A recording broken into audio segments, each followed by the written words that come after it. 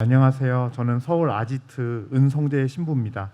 아까 우리 이우원 부장이 소개를 잘 해줬기 때문에 생략하도록 하고, 저는 사실 아까 교수님이란 말을 해서 깜짝 놀랐는데요. 저는 학위가 이 관련된 게 없습니다. 그래서 그냥 현장을 중심으로 느끼는 것들을 이야기할 겁니다. 그래서 두리뭉실하고 좀 그런 면들은 있지만 그래도 현장에서 나오는 소리들에 대한 부분은 관심 있게 들어주셨으면 합니다.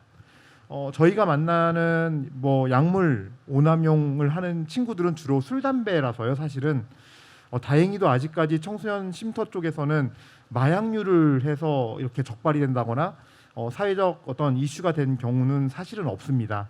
지금 저희 버스 이동 쉼터 쪽도 마찬가지로 사실은 정말 그 길거리에 정말 야생과 같은 환경의 친구들임에도 불구하고 아직까지 마약류를 한다는 이야기를 접하지 못했습니다.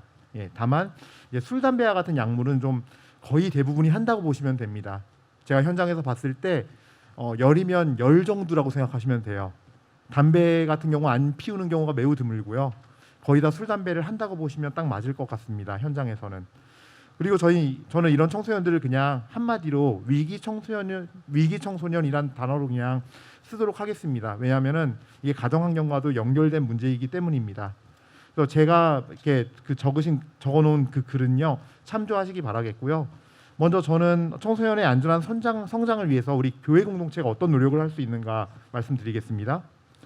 일단 교회 공동체가 갖고 있는 강력한 무기는요, 사실은 하느님 사랑 체험이라는 겁니다. 그리고 그 체험을 바탕으로 행복을 체험하는 것이 가장 큰 강력한 무기인데요. 이런 어떤 하느님 사랑 체험과 삶의 행복 체험은 사실 이 뜨거운 태양 아래 메마른 광야를 걷는 그런 세상살이에 많은 이들에게, 특히 신앙이 없는 이들에게도 시원함을 줄 수 있고 생수와도 같은 역할을 합니다. 그래서 이것이 번져나가서 새로운 어떤 하나의 전달, 그래서 삶의 활력을 주고 다른 이들에게 좋은 에너지가 전달되는 그런 역할을 하는 강력한 무기입니다. 그리고 그런 역할을 하는 하나님 백성이 교회 공동체이고요. 그래서 교회 공동체는 미사와 성사 생활을 통해 하나님 사랑을 깊이 체험하고 또 세상에서 줄 수 없는 깊은 평화와 사랑, 기쁨을 힘입어 주님의 가르침을 힘든 세상 속에서도 기쁘게 실천하고 또 실천하여 얻은 열매를 통해 삶의 행복을 체험하게 됩니다. 그리고 이것은 어느 누구도 빼앗을 수 없는 열매로 주님께서 친히 그 사람에게 허락하시는 선물입니다. 이 선물을 통해 그의 정신과 영혼은 더욱더 큰 행복을 얻고 성장하게 되는 것이고요. 그래서 가톨릭이라는 종교 안에서 얻게 되는 은총과 신앙의 선물은 세상에서 빛과 소금의 역할을 할 수 있도록 해주고 또 세상 속에서 삶으로 그리스도를 보여주는 원동력이 됩니다. 그리고 다른 이들이 하느님을 간접 체험할 수 있도록 이끄는 특별한 선물입니다. 그리고 강력한 무기이고요. 그런 어떤 하느님의 사랑과 그런 어떤 체험을 바탕으로 한 이 교회 공동체가 가져야 되는 인식이 있는데, 저는 안전한 청소년이 어떤 만들어지는 사회를 위해서 교회 공동체는 일단 인식이 바뀌어야 합니다. 바로 청소년은 곧 내가 만나는 예수님이다라는 거죠. 특히 위기 청소년은 예수님이다. 마태복음 25장에 보면은 이런 내용이 있죠. 주님, 저희가 언제 주님께서 굶주리신 것을 보고 먹을 것을 드렸고 목마르신 것을 보고 마실 걸 드렸으며 언제 나그네 되신 것을 보고 따뜻히 맞아드렸고 헐벗으신 것을 보고 입혀드렸습니까? 그러면 임금이 대답할 것이다. 내가 진실로 너희에게 말한다. 너희가 내 형제인 이들 가운데서 가장 작은 이 한 사람에게 해준 것이 곧 나에게 해준 것이다.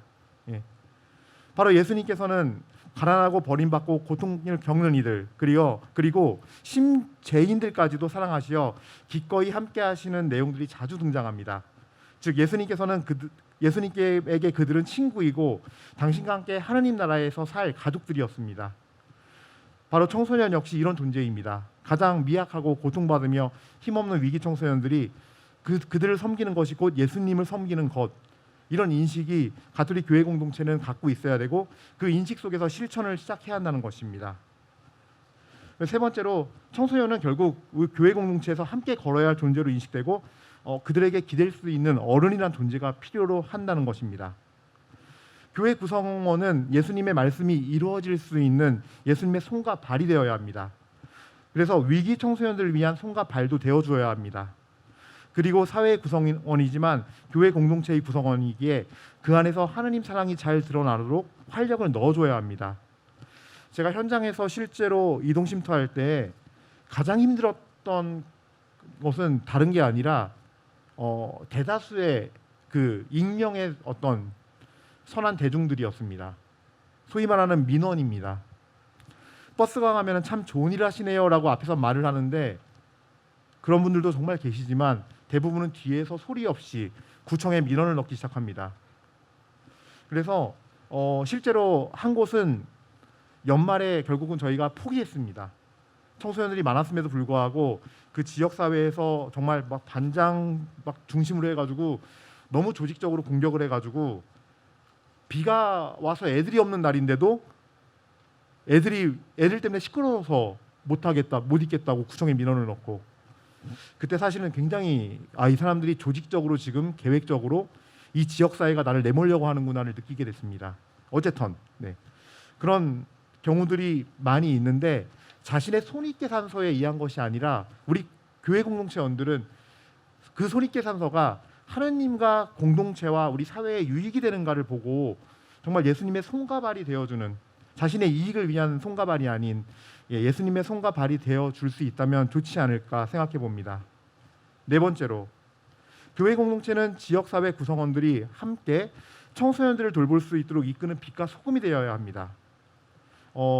우리 지금 자리에 안 계시지만 우리 교구장님께서 사실 가장 저한테 많이 하셨던 말씀 중에 하나가 아프리카 속담인데 한 아이는 온 마을이 키운다라는 그 속담이 있습니다. 그런 정신이 정말 우리 교회 공동체 구성원들이 그런 정신을 전달해주는 전달자, 그래서 세상의 빛과 소금이 될 수 있는 존재가 되어야 한다는 것이죠. 사실 그런 일을 했을 때 손해보는 게 많은 것 같고 힘들 것 같은데 그런 일을 함께 체험한 사람들은 정말 아주 강렬한 어떤 보람, 기쁨, 그리고 그 봉사의 의미를 그 봉사를 통해서 의미를 찾게 되고 하는 어떤 하나님의 선물을 함께 체험해두게 해야 되는 빛과 소금이 되어야 되는 게 교회 공동체의 역할이라고 저는 생각합니다. 그리고 마지막으로 교회 공동체는 교회의 문을 언제나 활짝 열어야 합니다.입니다. 우리가 이런 인식과 생각들을 바탕으로 각자 열심히 사는데 정작 교회 공동체는 아무것도 안 한다면 말만 하고 실천하지 않는 믿음이 없는 사람과도 똑같습니다. 그래서 교회 공동체가 행위의 주체가 되어 교회가 먼저 문을 열고 각 지역에 있는 본당들부터 또 교회 성직자와 교회의 어떤 그 교구가 중심으로 직접 움직여서 어떤 선행을 하고 또 어떤 좀 더 큰 정책을 마련해서 직접적으로 지원하기 위해서 노력할 수 있는 행동하는 어떤 그 교회가 되어야지 실천하는 교회가 되어야지 하지 않을까라는 생각을 해봅니다. 그렇게 해야 교회 공동체를 통해서 청소년들에게 하나님의 사랑이 전해질 뿐만이 아니라 이 교회의 모습을 보고 사회 전체도 함께 따라갈 수 있고 또 변화가 될 수 있고 그래서 청소년들이 정말로 안전할 수 있는 그런 어떤 환경이 되지 않을까 싶습니다. 그것은 교회 공동체가 많이 할 수 있는 영역이라 생각이 들어서 저는 저의 개인적인 의견을 이렇게 드리고 두 번째로는 이제 사회의 노력인데요.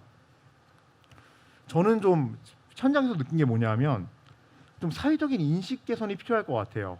그러니까 지금 이게 약물에 관한 얘기니까 조금 약물에 관해서 얘기를 해보자면 마약류 같은 경우는 아주 철저하게 제약을 하고 통제하잖아요. 그러니까 들어올 수가 없어요. 그리고 뉴스에서 접하는 거는 어떤 연예인이라던가 대기업의 어떤 2세, 3세들의 어떤 그런 통한 유입들 값비싸게 그런 어떤 아주 제한적인 소식들을 접하게 되는데 일단 전반적인 정책이 통제 중심인 것 같아요. 사회의 이런 방식이요.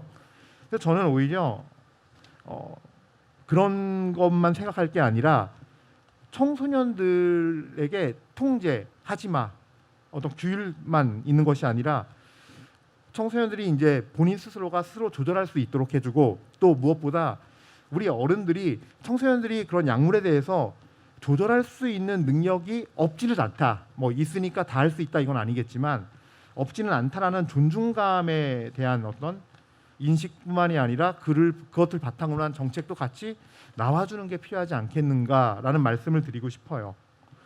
사실 모든 청소년들이 막 정말 중독이 되고 오남용이 심해서 심각한 상황에 있지만은 않거든요.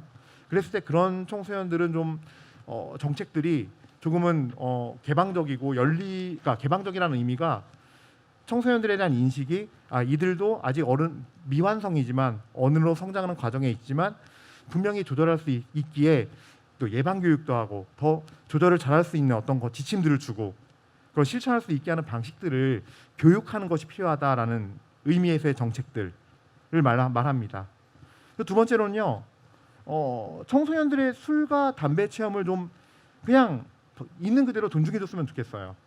그리고 수직적 관계에서의 일방적 지식 전달은 아웃돼야 돼요. 그러니까 무슨 얘기냐면요, 현장에서 만나면 친구들도 똑같이 술 먹고 담배 피면서 어른들이 한 뭐 순기능이라고 하긴 그렇지만 그런 일종의 순기능 같은 걸 이미 자기들 또래 집단에서 체험을 하거든요. 담배 피면서 진지한 얘기하게 되고 뭐 이게 꼭 좋은 건 아니지만 어쨌든 간에 근데 이제 뭐 전문가라는 분이 혹은 상담사, 병원 의사 이런 분들이 너무 수직적으로 소통 없이 일방적으로 지식 전달 위주, 그것도 부정적인 의미 지식들. 너 이렇게 해서 이렇게 되니까 하면 안 돼. 이거 나쁜 거야. 이렇게 나빠. 네가 이렇게 돼. 물론 그런 어떤 경고도 필요하지만 그런 관계성, 수직적인 관계 안에서 전혀 대화가 되지 않는, 우리를 이해해주지 않는 이런 입장에서의 어떤 전달이라면 어떤 사회 정책이나 교육 방식에서 문제가 있다라고 보거든요. 저도 현장에서 있지만 애들한테 담배 피지 마 하면요, 말 그대로 그냥 꼰대예요. 꼰대 취급당해요. 물론 하기는 하죠. 야, 좀 그만 좀 펴. 좀 더 크면은 마음 편하게 필 수 있어. 좀만 참아. 이러는데 친구들은 이거예요. 듣고 흘려요 그냥. 웃으면서 네 하고 사회생활 잘하죠. 제 앞에서 웃으면서 네 하지만 또 바로 나가서 담배 피고 그러고요. 예. 어쨌든 예. 그러다 보니까 이 친구들과 그냥 일방적인 관계에서 대화를 하면 안 되겠더라고요. 예. 그래서 조금 우리가 사회의 어떤 인식 개선과 더불어 정책을 세울 때에도 단순한 어떤 전문가들이 부정적인 이미지를 전달하는 식의 어떤 통제와 안대하는 방식의 교육은 조금 변화가 돼야 되지 않을까. 예, 그래서 좀 청소년들을 잘 이해하고 함께 대화하면서 그 경험의 어떤 순기능적인 것들뿐만이 아니라 역기능적인 것들 같이 잘 전달할 수 있게 눈높이에 맞춰서, 그래서 눈높이에 맞추는 어떤 소통이 이루어지는 정책들이 많이 나왔으면 좋겠다라는 좀 말씀을 드리고 싶었습니다. 마지막으로는요, 이거는 전인적 교육이고요. 전인적 교육에 대한 걸 강조하고 한 가정 전체에 대한 지속성인데요. 사실 정부가 많은 예산을 투여해야 할 수밖에 없는 정책이에요.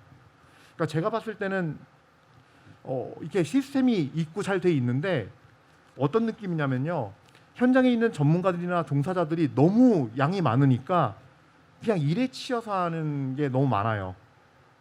우리 복지사님이나 상담사님들, 의사 선생님들도 그렇고 전부 다.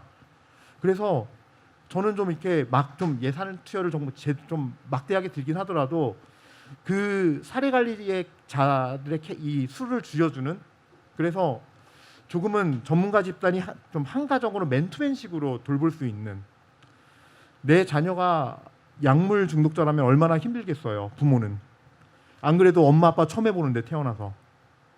그랬을 때 바로 하소연해도 하소연이 되고 대화를 나눌 수 있고 부모는 부모대로 케어가 되고 그 어떤 어려움을 겪는 위기 자녀들은 케어가 될 수 있는 그런 구조의 시스템. 그래서 많은 사례자가 한 사람에게 딸려 있는 게 아니라, 그래서 전문가가 정말로 일에 치여서 사회복지를 하는 것이 아니라 좀 더 여유 있는 가운데 깊이 있게 제대로 지속적으로 이루어질 수 있는 방식으로 정부의 정책이 전환이 되면 어떨까라는 말씀을 이야기를 마지막으로 이렇게 의견으로 전달해 드리고 싶습니다. 그러니까 있어 보니까 그렇더라고요.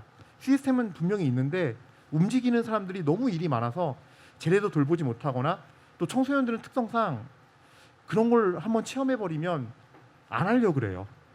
그러니까 내가 너 이렇게 하면 정말 이렇게 되면 큰일 나, 이렇게 돼라고 얘기를 해줘도 얼마나 안 좋은 결과가 있는지 아무리 열심히 설명을 해도 결국은 안 되고, 그걸 겪고 나서 막 눈물을 흘리고 힘들면 호소하고 막 그렇게 되거든요. 그러면 결국은 청소년 한 명, 위기 청소년 같은 경우 보면은 진짜 이렇게 옆에서 그 마음을 써줄 수 있는, 그러니까 전문가가 마음까지 써준다면 진짜 금상첨화거든요. 예. 근데 그게 안 되는 구조가에서 좀 탈피했으면 좋겠다. 저는 뭔진 모르겠지만 좀 전문가들이 많이 머리를 맞대고 논의해서 어떤 정말 실질적인 복지가 이루어지고 특히 청소년들에 대한 이해를 더 많이 하고 연구를 해서 더 좋은 결과물을 냈으면 좋겠다라는 바람으로 이런 제언을 드리면서 마무리할까 합니다. 예, 긴 이야기 들어주셔서 감사합니다. 네, 고맙습니다. 제가 연이어서 질문을 드릴까 했는데